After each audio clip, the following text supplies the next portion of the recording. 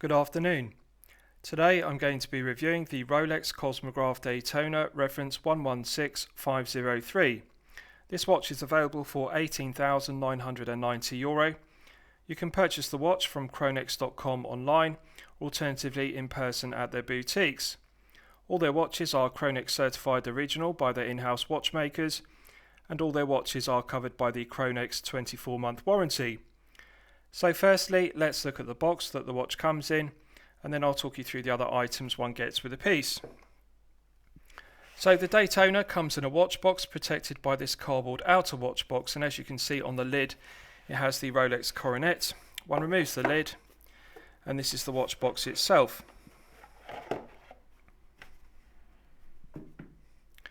So the watch box is very aesthetically pleasing. It has the gold Rolex coronet embossed.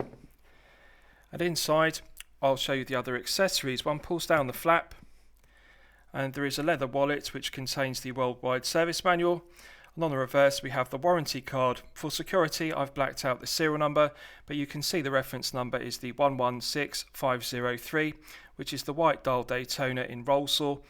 And we have the date of purchase 29th of October 2020. So this is a brand new unworn piece. With regards to the other items, one also gets an owner's instruction manual. Very useful read if you're unfamiliar with the Cosmograph Daytona. It details the operation of the movement used, which is the caliber 4130. And lastly, one also gets this Rolex Geneva Superlative Certified Chronometer tag. So this piece has been certified by both COSC and also self-certified by Rolex as a superlative chronometer. So, with regards to the specifications of the piece, this is the Rolex Cosmograph Daytona, reference 116503. So it's the white dial version in Rolex. 40mm case diameter. It has a 46.5mm lug-to-lug measurement. The thickness is 12.2mm and the lug width is 20mm. The Rolex bracelet tapers from 20mm at the lugs down to the flip-lock clasp, which is signed with the Rolex coronet. So the Rolex bracelet is 904L oyster steel and also 18 karat gold, yellow gold. The bezel is made from solid 18 karat yellow gold, as are the pushers, crown and also the hands and applied indices and subdials. This is a classic Rolex Daytona look, the white dial in Rolex, and it's just an absolutely beautiful piece to look at. Sapphire crystal with AR coating on the underside, which does improve the legibility because it is a highly reflective piece due to the use of yellow gold.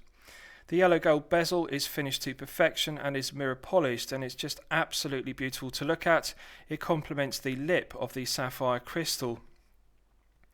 So with regards to the crown, it is a triplock crown made from solid 18 karat yellow gold, and it has 100 meters of hermetic seal. So let's test the crown action. Absolutely silky smooth to unscrew. This is something that Rolex does very well. They produce some of the best screw down crowns in the world. They're absolutely silky smooth to operate. So very minimal resistance to unscrew it. The thread action just feels silky smooth. One can pull out the crown to the last position to set the time, as you can see, and pushing it back in restarts the movement. So it has hand winding and hacking, and one can manually wind it to top up the power reserve to its maximum 72 hours. Absolute pleasure to screw back down the crown, and the triplock crown is just one of the greatest crowns ever made by Rolex. So let's test the chronograph complication. So screw down pushers, which also provide an effective hermetic seal to 100 meters. So I'm just going to unscrew both pushers and then we'll test the chronograph. The top pusher activates the chronograph, and as you can see, looking at the second hand, it begins to sweep around the dial smoothly. Nice firm resistance to the pusher. I like the firm spring-loaded action to it. It's got good firm resistance, nice positive click when one pushes it down. So when one presses the top pusher again, it stops the chronograph complication. Pressing the bottom pusher resets the flyback complication, and as you can see, the second hand flies back to the coronet on the dial, which is the 12 o'clock index. Silky smooth thread action to the pusher. It's just very light action with regards to the threading, so excellent interface between the internal thread of the 18 karat gold pusher. So both pushers are absolutely silky smooth. The white dial is a classic look, and it's one of my personal favourite Daytonas. I like the contrasting red Daytona at the 6 o'clock position, and also like the symmetry of the yellow gold subdials. They do complement the applied yellow gold indices. So it's a very well executed dial, outstanding legibility, and the use of AR coating on the underside of the sapphire crystal means although it's highly reflective due to the use of the 18 karat gold yellow gold, it is easy to read in all light conditions.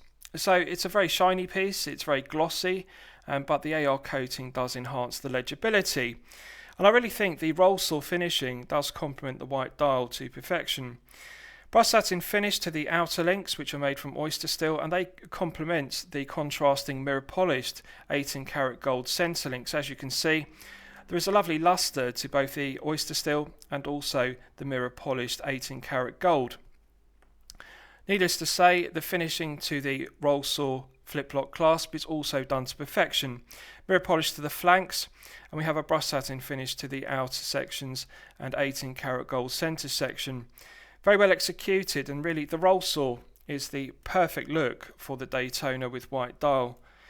The interior is finished to perfection, beautifully laser engraved as you can see with Rolex, and the clasp is solid oyster steel as one would expect. Now there isn't a glide lock extension, and this is something I would like to see Rolex introduce to all their pieces, including the Daytona. I would think this could be further enhanced if it did have a glide lock mechanism, but however, it does have a 5mm Easy Link extension, as you can see, which I have deployed to extend the length of the bracelet. So it is good to have some adjustment on the fly with the 5mm Easy Link extension, but however I personally would prefer to see a longer clasp as used in the Submariner, for example. I think the glide lock clasp is more practical.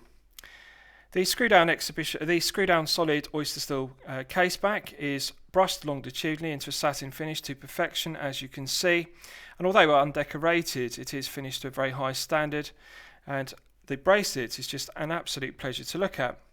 So I'll give you a wrist shot. Now this piece has been sized for a smaller wrist, so it's a very tight fit to get it across my hand, and in order to give you a wrist shot I'm going to have to remove my gloves, so just bear with me.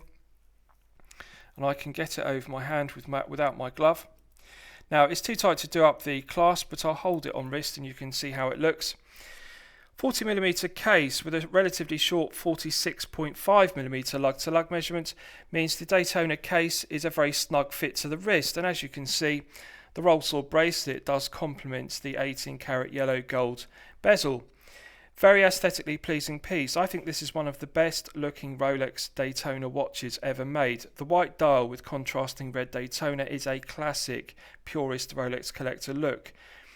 I love the look of the lustre of the oyster steel, which contrasts beautifully with the 18 karat yellow gold in the roll saw bracelet.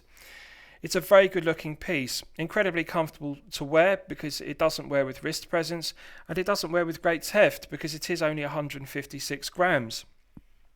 So the feel good factor is outstanding, and also the comfort level is outstanding. Relatively low profile piece at only 12.2mm. I consider watches under 13mm to slip easily underneath a shirt cuff if you wear business shirts, so this is a practical daily wear piece. The AR coating on the underside of the sapphire crystal is very good. As you can see, it does do a good job of reducing the highly reflective properties of the gold subdials, hands and also applied indices. So the AR coating works very well, and I like the contrast of the mirror polished bezel with the roll saw bracelet. I like the brushed satin finish to the outer links of the roll saw bracelet. So it's just a very well executed piece, very good looking, low profile, and because of the relatively short 46.5mm lug-to-lug measurement, very comfortable, and it's just a very good fit to the wrist. So this will fit you regardless of whether you have a small wrist of 6 to 7 inches or a larger 7 to 8 inches respectively. So just bear with me and I'll put my glove back on for the remainder of the review, and then we'll do a lume test.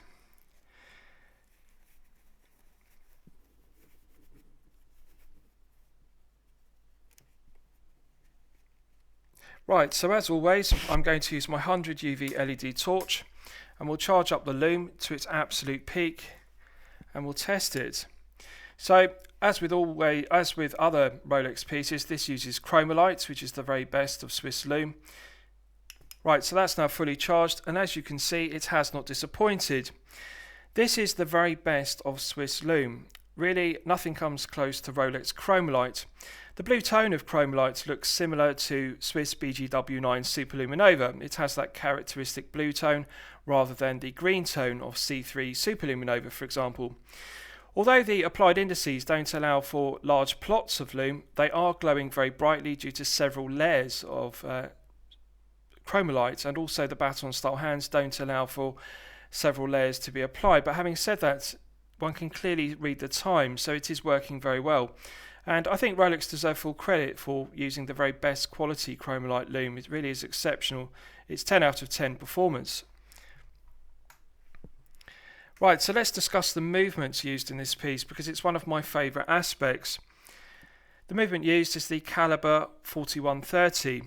I consider the caliber 4130 to be one of the greatest Rolex movements ever made.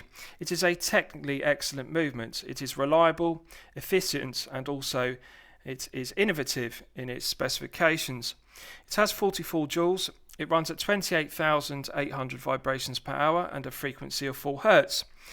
I consider 4 Hz movements to be very pleasing because they have a characteristic smooth sweep to the second hand, but also a movement running at 28,800 vibrations per hour and a frequency of 4 Hz is the perfect compromise between accuracy and power reserve. So it has 72 hours power reserve, and that is a noticeable improvement over its previous movement. Has hand binding and hacking, which are useful complications, and the stated accuracy is plus or minus 2 seconds per day. So it's certified by COSC, and it's also self-certified by Rolex as a superlative chronometer to be within plus or minus 2 seconds per day. One of my favourite features of the caliber 4130 is the use of ceramic ball bearings in the rotor.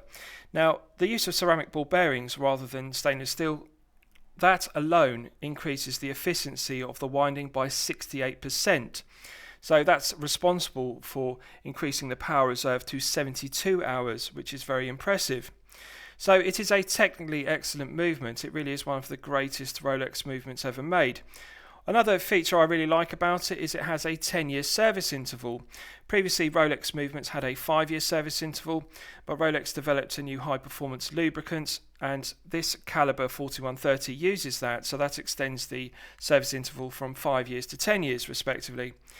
So really, this is a movement without any negatives whatsoever. It is reliable, it is accurate, the build quality is outstanding, and it is also innovative, as I've discussed, because it uses ceramic ball bearings rather than steel.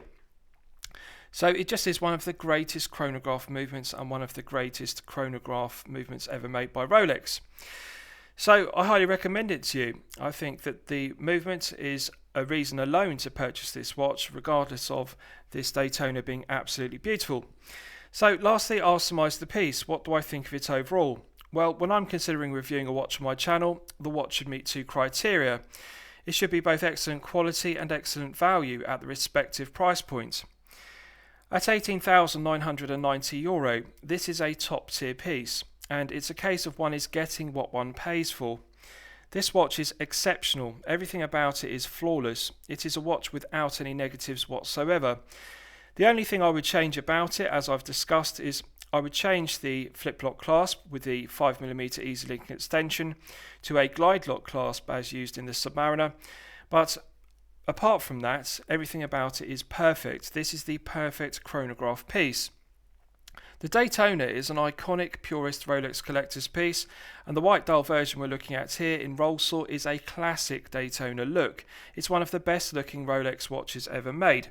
So I'm going to highly recommend it to you for your consideration. Yes, it is excellent quality, and yes, it is excellent value. It is worth every euro of the €18,990.